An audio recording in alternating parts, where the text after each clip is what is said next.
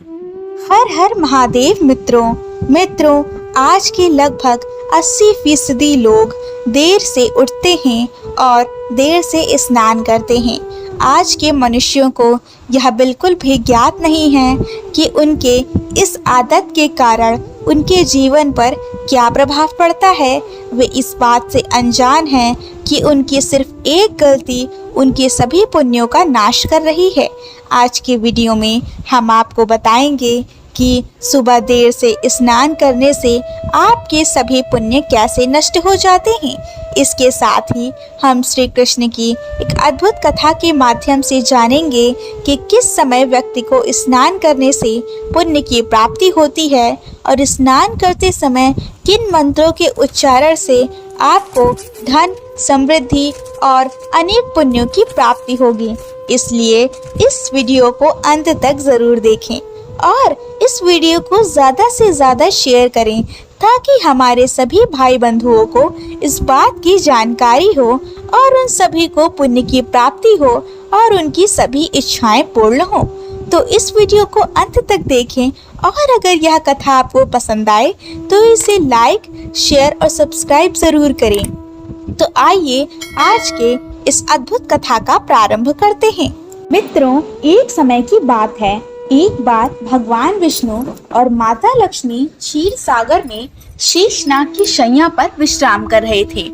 तभी विंता पुत्र गरुड़ इस स्थान पर आ जाते हैं और भगवान विष्णु तथा माता लक्ष्मी से प्रश्न करते हैं, हे प्रभु, मैं पृथ्वी लोक का भ्रमण करके आया हूँ। मैंने देखा कि पृथ्वी लोक पर अनेक मनुष्य नित्य स्नान करते हैं किंतु फिर भी दुखी रहते हैं। उनके दुखी रहने का क्या कारण है? हे प्रभु, आप मुझे बताइए कि स्नान करने की सर्वोत्तम विधि क्या है? स्नान कब और कैसे करना चाहिए? स्नान करते समय कौन से मंत्रों का उच्चारण करना चाहिए? मेरे मन में इन सभी प्रश्नों को जानने की जिज्ञासा हो रही है। गरुड़ जी माँ लक्ष्मी से प्रश्न करते हैं, हे माता, मैंने यह भी देखा कि अनेक महिलाएं नित्य स्नान करके आपकी पूजा आराधना करती हैं, किंतु फिर भी उनके घर में आपका वास नहीं होता। इसका क्या कारण है? गरुड़ जी द्वारा इस प्रकार से प्रश्न पूछने पर भगवान विष्णु कहते हैं, हे पक्षीराज, तुमने उचित ही प्रश्न किया है। स्नान करना अत्यंत आवश्यक होता है। स्नान से ही शरीर शुद्ध होता है। स्नान करने से ही शरीर पवित्र होता है और मनुष्य पूजा पाठ आदि कर्म करने के पात्र बनता है। इसलिए मनुष्य को नित्य स्नान करना चाहिए। तुम्हारे सभी प्रश्नों के उत्तर देने से पूर्व मैं तुम्हें एक अत्यंत और पवित्र कथा सुनाता हूँ। तुम इस कथा को ध्यान से सुनो और तुम्हें अपने सारे प्रश्नों के उत्तर इस कथा में प्राप्त हो जाएंगे। इतना कहकर भगवान विष्णु ने गरुड़ जी को स्नान का महत्व बताते हुए एक कथा को सुनाना आरंभ किया। आप भी इस कथा को अंत तक जरूर देखें। भगवान विष्णु कहते हैं, हे पक्षीराज, प्राचीन काल की बात है। मध्य देश में एक अत्यंत सुंदर नगर था, जहाँ पर एक धनवान सेठ रहता था, जिसकी 3 पुत्रियां थी। सेठ ने अपनी पुत्रियों को कभी किसी चीज की कमी नहीं होने दी। उसने उन्हें बड़े लाड़ प्यार से पाला था। उसकी पुत्रियां बहुत ही सुंदर और चंचल स्वभाव की थीं। एक पिता का जो कर्तव्य होता है वह सभी सेठ ने पूर्ण किया। अपनी पुत्रियों को उसने सब कुछ दिया, लेकिन उसने केवल एक गलती की। उसने अपने पुत्रियों को शास्त्र ज्ञान नहीं दिया। जीवन में सब कुछ पाकर भी उसकी पुत्रियां जीव का जीवन अधूरा था। ज्ञान के बिना कोई भी मनुष्य पूर्ण नहीं होता। पैसा, संपत्ति, सौंदर्य होकर भी उसकी पुत्रियों के पास वह नहीं था जो प्रत्येक स्त्री के पास होना चाहिए। फिर जब उसकी तीनों पुत्रियां जवान हुईं, तो उस सेठ ने उनकी 3 पुत्रियों का विवाह एक अच्छे कुल में करा दिया। तीनों के पति बड़े बड़े व्यापारी थे और सभी राजमहलों में रहने के लिए चली गईं। जैसे ही तीनों रहने के लिए अपने घर चली गईं, वहाँ पर उनका भव्य दिव्य स्वागत किया गया। विवाह के बाद की सभी रस्में की गईं। उन तीनों के ससुराल वालों ने उनका बहुत सम्मान किया और सभी के साथ प्रेम से व्यवहार किया।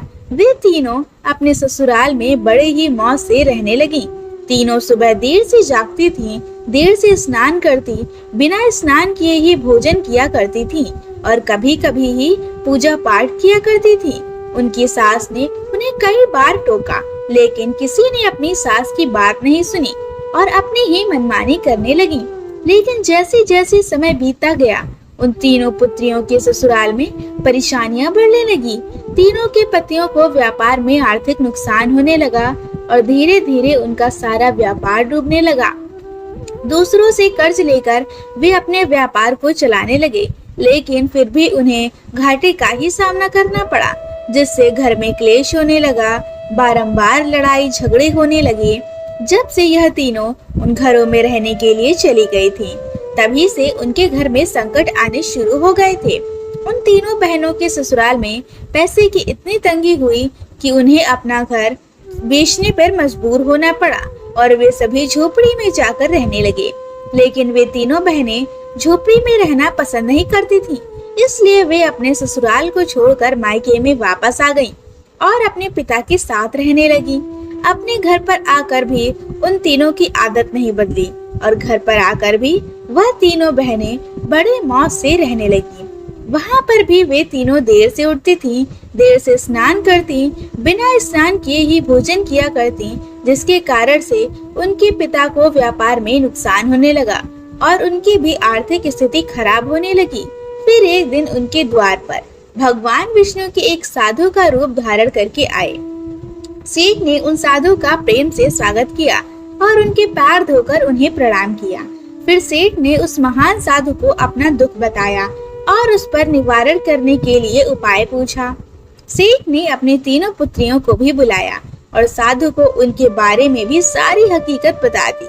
जैसे ही उस साधु ने सेठ की तीनों पुत्रियों की तरफ देखा तो उन्हें सारी हकीकत पता चली। उन तीन बहनों के चारों ओर नकारात्मक शक्ति का घेरा बना हुआ था, जो उनके साथ ही चल रहा था। वे जहाँ पर भी जाती, वह नकारात्मक ऊर्जा उनका पीछा नहीं छोड़ रही थी। उस सिद्ध साधु ने उस सेठ से कहा, तुम्हारी तीनों बेटियों की आदतों के कारण उनके चारों ओर नकारात्मक ऊर्जा का घेरा बना हुआ है। इस कारण से यहाँ जहाँ पर भी जा रही हैं, वहाँ केवल दुख और संकट आ रहे हैं। तुम्हारी तीनों पुत्रियाँ अत्यंत आलसी हैं। यह देर से जागती हैं, देर से स्नान करती हैं, बिना स्नान किए ही भोजन करती हैं और यही वजह है कि उनके जीवन में यह संकट आ रहे हैं। फिर उस साधु ने उस सेठ को और उनकी पुत्रियों को अत्यंत महत्वपूर्ण ज्ञान दिया और उनका नित्य पालन करने के लिए कहा।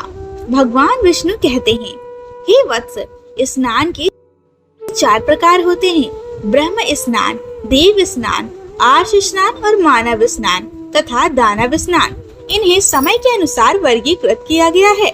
शास्त्रों में ब्रह्म मुहूर्त में किए गए स्नान को सर्वश्रेष्ठ माना गया है। ब्रह्म मुहूर्त यानी कि रात्रि का अंतिम प्रहर और सूर्योदय से ठीक 1.5 या 2 घंटे पहले का समय होता है। यानी साधारणतया शास्त्रों में यह समय दिन का सर्वश्रेष्ठ माना जाता है, क्योंकि इस समय वातावरण में अद्भुत और चमत्कारी ऊर्जा व्याप्त होती है। यह समय देवताओं का समय होता है। इस तरह देवताओं का स्मरण करते हुए ब्रह्म मुहूर्त में किए जाने वाले ब्रह्म स्नान को सर्वश्रेष्ठ माना गया है। इस समय स्नान करने से और स्नान के तुरंत बाद सूर्य देवता को अर्घ्य देने से जीवन में सुख, समृद्धि और शांति आती है। दिन भर मनुष्य का तन और मन ताजगी और सकारात्मक ऊर्जा से भरपूर रहता है। ब्रह्म स्नान करने पर मनुष्य रोग तथा बीमारियों से दूर रहता है। उनका शरीर निरोगी और स्वस्थ रहता है। दूसरा है देव स्नान, जो सुबह 5 बजे से लेकर 6 बजे के बीच किया जाने वाला स्नान देव स्नान कहलाता है। सभी पवित्र नदियों का स्मरण करते हुए किए जाने वाले इस स्नान को भी श्रेष्ठ स्नान माना जाता है। इस समय स्नान करने से मनुष्य के शरीर में सकारात्मक ऊर्जा का संचार होता है और सभी प्रकार की नकारात्मक ऊर्जाएं और बुराइयां शरीर से बाहर निकल जाती हैं। इस तरह देव स्नान के समय स्नान करने से तन मन के साथ मन भी शुद्ध और पवित्र रह जाता है। इस समय स्नान करने से धन संपत्ति में वृद्धि होती है। मनुष्य को सभी भौतिक सुख प्राप्त होते हैं। सुबह सुबह जब आकाश में तारे नजर आते हैं, उस समय के किए स्नान को ऋषि स्नान कहते हैं। यह सभी श्रेष्ठ स्नान होता है। इस समय स्नान करने से मानसिक शांति मिलती है। तीसरा है मानव स्नान। सुबह 6 बजे से 8 बजे के बीच किया जाने वाला स्नान मानव स्नान कहा गया है। यह स्नान सूर्योदय के समय या सूर्योदय के ठीक बाद किया जाता है। इस समय स्नान करना भी अच्छा माना गया है। शरीर में दिन भर ताजगी, स्फूर्ति और सकारात्मक ऊर्जा व्याप्त रहती है, जो हमें किसी भी कार्य को करने के लिए उत्साहित करती है। किंतु मनुष्य को कभी सूर्योदय के 2 घंटे बाद स्नान नहीं करना चाहिए, अर्थात सुबह 8 बजे के बाद स्नान करना अनुचित है। इस समय वातावरण में व्याप्त दैवी शक्ति बहुत कम हो जाती है, इसलिए मनुष्य में उत्साह और ऊर्जा की भी कमी दिखाई देती है, जिससे वह दिन भर आलस का अनुभव करता है। पूरे दिन शरीर में सुस्ती सी रहती है और किसी भी काम में मन नहीं लगता। सुबह 8 बजे के बाद स्नान करने से व्यक्ति के जीवन में दुर्भाग्य आता है। उसके शरीर में नकारात्मक ऊर्जा का वास होने लगता है। ऐसा मनुष्य जिस स्थान पर भी जाता है, उसके दुर्भाग्य उसके साथ चलते हैं। तुम्हारी यह तीनों पुत्रियां सुबह देर से स्नान करती हैं, जिस कारण से उनके ससुराल की सारी संपत्ति नष्ट हो गई और अब तुम्हारी भी धन नष्ट हो रही है। सूर्योदय होने के बाद तक भी जो लोग स्नान नहीं करते हैं, उनके मन में दिन भर क्रोध, राग, द्वेष, नकारात्मकता, कमजोरी, चिड़चिड़ापन बना रहता है, जिससे इनके काम में मुश्किलें आ सकती हैं। इसलिए प्रतिदिन ब्रह्मदेव स्नान, ऋषि स्नान या मनुष्य स्नान करने की सलाह दी गई है। प्रतिदिन इन पवित्र कालों में उठकर स्नान करके ईश्वर की पूरी श्रद्धा से आराधना, प्रार्थना और पूजा पाठ करने से तथा सूर्य देवता को अर्घ्य देने से हमारे तन मन के साथ साथ मन भी शुद्ध और पवित्र रहता है और हमारी बहुत सी समस्याओं का समाधान हो जाता है। हमारे अंदर से सभी प्रकार की नकारात्मकता दूर होती है और सुख समृद्धि का मार्ग खुल जाता है। संध्या काल और रात्रि के समय अत्यावश्यक ना हो तो बिल्कुल भी स्नान ना करें। भगवान विष्णु कहते हैं, वत्स, अब मैं तुम्हें स्नान करते समय बोले जाने वाले अत्यंत महत्वपूर्ण मंत्र के बारे में बताने वाला हूँ, इसलिए तुम इसे ध्यान से सुनो। जो भी इस मंत्र का उच्चारण करते हुए स्नान करता है, उसके सभी पाप उसी क्षण नष्ट हो जाते हैं, उसका दुर्भाग्य भी नष्ट हो जाता है और उसे सुख समृद्धि प्राप्त होती है। वह मंत्र इस प्रकार है, गंगा च यमुना निचैव गोदावरी सरस्वती नर्मदे सिंधु कावेरी जले अस्मिन् सन्निधि कुरु। इसका अर्थ है, हे गंगा, हे यमुना, गोदावरी, सरस्वती, नर्मदा, सिंधु और कावेरी, माँ मेरे स्नान करने के जल में कृपया आप सभी पधारिए। इस मंत्र के उच्चारण से सभी तीर्थ स्थानों में स्नान करने का पुण्य मिलता है। इस प्रकार से भगवान विष्णु ने उस सेठ को स्नान का महत्व बताया। फिर सेठ की तीनों पुत्रियों को अपनी अपनी गलती समझ में आ गई। वे तीनों अपने अपने ससुराल में रहने के लिए चली गईं और भगवान विष्णु के द्वारा बताए गए स्नान के सभी नियमों का पालन करने लगी। तीनों सुबह ब्रह्म मुहूर्त में जाकर स्नान करने लगी और नित्य सूर्य को जल देने लगी। सुबह नित्य स्नान करने से उनका शरीर पवित्र हो गया और वह नकारात्मक ऊर्जा भी पूरी तरह से नष्ट हो गई। धीरे धीरे उनके पति का व्यापार भी ठीक से चलने लगा और उनका खोया हुआ सब कुछ उन्हें फिर से वापस मिल गया। अब तीनों बहनें बड़ी ही प्रसन्नता से अपने ससुराल में रहने लगी। तो दोस्तों, इस प्रकार से हमारे जीवन में स्नान का बहुत अधिक महत्व है, इसीलिए हमें रोज सुबह जल्दी स्नान करना चाहिए।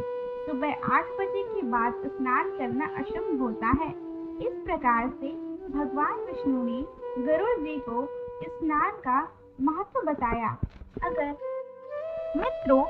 यह कथा सुनाते वक्त मुझसे कोई त्रुटि हुई होगी तो इसके लिए मुझे क्षमा करें। और अगर आपको यह कथा पसंद आई हो तो वीडियो को लाइक करें, शेयर करें और कमेंट में जय श्री कृष्णा जरूर लिखें। और अगर आप ऐसी ही कथाओं को सुनना पसंद करते हैं तो हमारे चैनल की नोटिफिकेशन बेल को क्लिक करना ना भूलें।